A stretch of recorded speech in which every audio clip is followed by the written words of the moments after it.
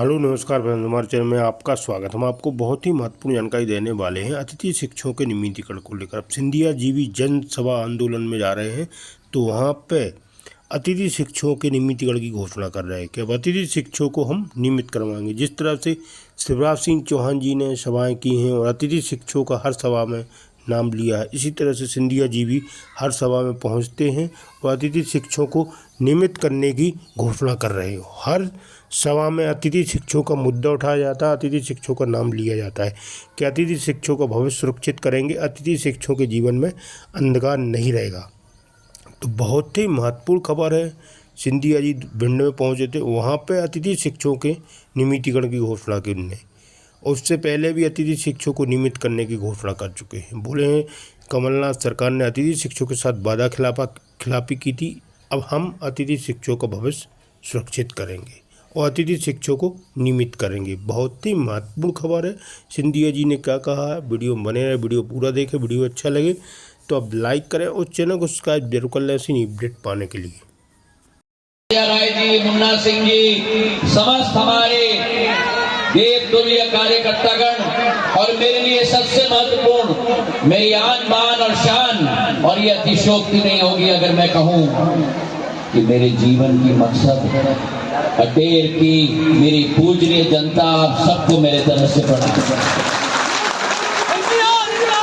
मैं पहले तो क्षमा चाहता हूं, हम लोगों को इतना विलंब हो चुका, लेकिन एक एक जगह पर एक एक व्यक्ति, हमारा अन्नदाता, हमारी माता, हमारी महिलाएं हमारी इंतजार कर रही थी, तो एक एक जगह रुक रुक के हम लोग आए हैं। लेकिन क्षमा पूर्वक हम लोग 5 घंटे लेट आए हैं। मैं क्षमा पूर्वक आपसे माफी चाहता हूं, पर इतना मैं आपको वचन देता हूं कि जो संबंध इस अटेर क्षेत्र के साथ सिंधिया परिवार का पीढ़ियों से रहा है, माधव महाराज के समय से जब सिंचाई के साधन यहाँ लगाए गए थे, मेरे पूज्य आजोबा मेरे दादा के समय से जब भिंड को नगर पालिका बनाया गया था, मेरे पूज्य पिताजी के समय से जब भिंड में केंद्र विद्यालय, पॉलिटेक्निक और सबसे महत्वपूर्ण जब रेल मंत्री बने थे, उनकी एक ख्वाब थी, उनका एक सपना था कि गुना को इटावा के साथ जुड़ाना है। और उस समय लोग कहते थे कि रेत में महल बना रहे हो, पर मेरे पूज्य पिताजी ने आपके लिए गुना इटावा रेलवे लाइन बना के ही छोड़ा मेरे भाई और बहनों। ये सिंधिया परिवार का संकल्प रहा, और आज जब आपके साथ इस मंच पे मैं खड़ा हूं, जिस भारतीय जनता पार्टी के कार्यकर्ता के रूप में आपके समक्ष खड़ा हूं, जिस भारतीय जनता पार्टी की सोच और विचारधारा है सेवा भाव की, जिस भारतीय जनता पार्टी की सोच और विचारधारा है सुशासन की, जिस भारतीय जनता पार्टी की सोच और विचारधारा है गरीब की कल्याण की, आपके खुशी के समय में आपके साथ हम रहे या न रहे, लेकिन भगवान न करे कभी भी इस क्षेत्र में दुख का समय आया हो, कोई और आए या न आए, भारतीय जनता पार्टी का एक एक कार्यकर्ता आपके साथ खड़ा रहेगा मेरे भाई और बहनों। मुझे याद है पिछले वर्ष जब बाढ़ आई थी, समूचे अंचल में, चंबल में उफान आई थी, गांव के गांव, देखो इंद्र देवता का आशीर्वाद भी आ रहा है, मजा लो इंद्र देवता के आशीर्वाद से। मेरे अन्नदाता प्यासे रहे हैं। पिछले 1 माह हमारी धान की फसल की बोनी हो गई थी, हम वर्षा ऋतु के लिए इंतजार कर रहे थे, हम आए हैं जन आशीर्वाद यात्रा लेकर, तो इंद्र देवता का आशीर्वाद साथ में हम लेके आए मेरे भाई और बहनों। तालियों की गड़गड़ाहट से हम इंद्र देवता का धन्यवाद अर्पित करें। और मैं तो ये गुजारिश करूंगा इंद्र भगवान से कि अगले 10 दिन मुसलधार बारिश होनी चाहिए, मेरे सभी बांध भर जाने चाहिए। ये अमृत की तरह एक वरदान है इंद्र देवता का। तो जो मैं आपको कह रहा था कि सुख के समय में मैं आपके साथ और हम सब आपके साथ रहे या न रहे, जब आपके घर में हर्ष और उल्लास की आवाज गूंज रही हो, उस आवाज में आप हमारा आवाज पाओ या न पाओ, लेकिन दुख के घड़ी में, संकट के घड़ी में आपके साथ कंधे से कंधे मिलाकर भारतीय जनता पार्टी का एक एक कार्यकर्ता कार्यकर्ता आपके लिए जी जान लगाने के लिए तैयार होगा। पिछले वर्ष जब चंबल में उफान आया था, समूचे मुरैना, समूचे श्योपुर, समूचे भिंड क्षेत्र में कठिनाई हुई थी। मुझे याद है अरविंद भदौरिया जी, अगर आपके साथ वादा खिलाफी हो जैसे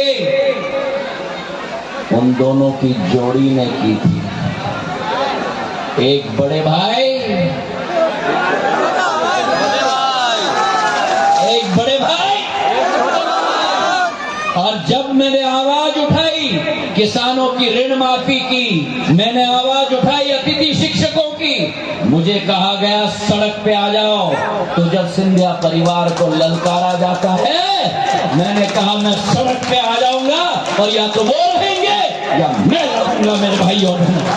और आज मुझे गर्व है कि जिस भारतीय जनता पार्टी के साथ मैं खड़ा हूं, उस भारतीय जनता पार्टी के शीर्ष नेतृत्व ने, चाहे प्रदेश में हो चाहे केंद्र में हो, आपके विकास के लिए, आपकी प्रगति के लिए एक एक योद्धा अरविंद जी की तरह एक एक योद्धा तैयार किया है। आपके विकास के लिए, आपकी प्रगति के लिए हमारे मुख्यमंत्री शिवराज सिंह चौहान जी ने एक एक इंसान, एक एक वर्ग के लिए नया एक उज्जवल भविष्य धारण करने के लिए जी जान लगाया है मेरे भाइयों और बहनों। एक तरफ वो कांग्रेस की सरकार जिन्होंने मंच से कहा था कांग्रेस का कहना साफ, हर किसान का कर्जा माफ, और अगर 10 दिन में नहीं किया तो हम मुख्यमंत्री बदल देंगे।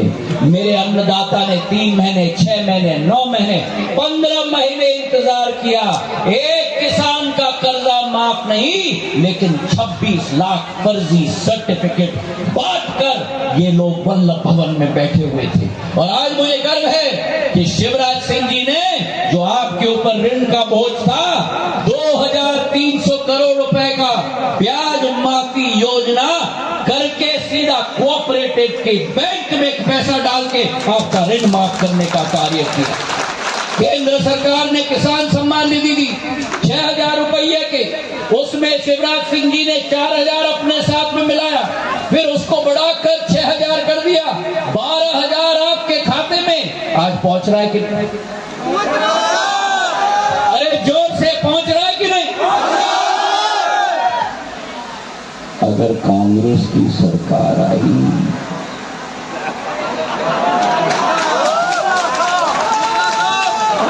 अब बताओ कांग्रेस की सरकार आनी चाहिए कि नहीं? अभी मुझे सुनाई नहीं दिया, आनी चाहिए कि नहीं? अभी कमलनाथ जी को सुनाई नहीं दिया, आना चाहिए कि नहीं? अभी दिग्विजय सिंह जी को सुनाई नहीं दिया, आना चाहिए कि नहीं? ये झूठ और फरेबों की सरकार है। वो 12000 रुपए आपका हक है।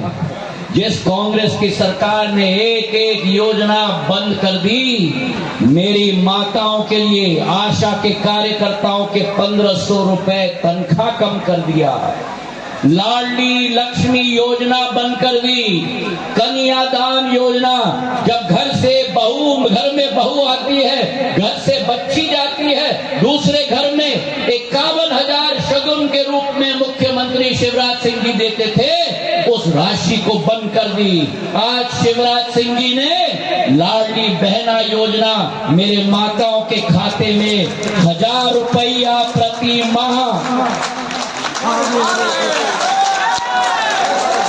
मेरे पुरुषों इतने कंजूसी क्यों कर रहे हैं? मेरी माताएं ताली बजाने, ताली बजा। जो 1000 रुपए की घोषणा की तो कमलनाथ जी और दिग्विजय सिंह जी को खुजली आ गई। अरे ये घोषणा कर दी, अब क्या करें?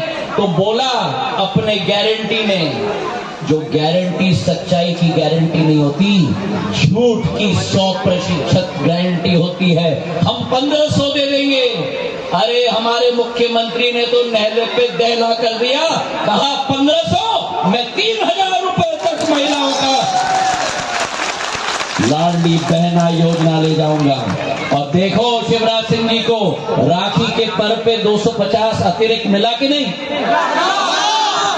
1250 रुपया कल के तारीख में आपके खाते में शिवराज सिंह जी पहुंचाएंगे। 1250 मतलब 15,000 हर साल आपके खाते में पहुंचाया जाएगा। अगर कांग्रेस की सरकार आई तो समझ लेना, कांग्रेस की सरकार आई तो ताला लगाएंगे, ताला। तो अब बताओ, कांग्रेस की सरकार आनी चाहिए कि नहीं?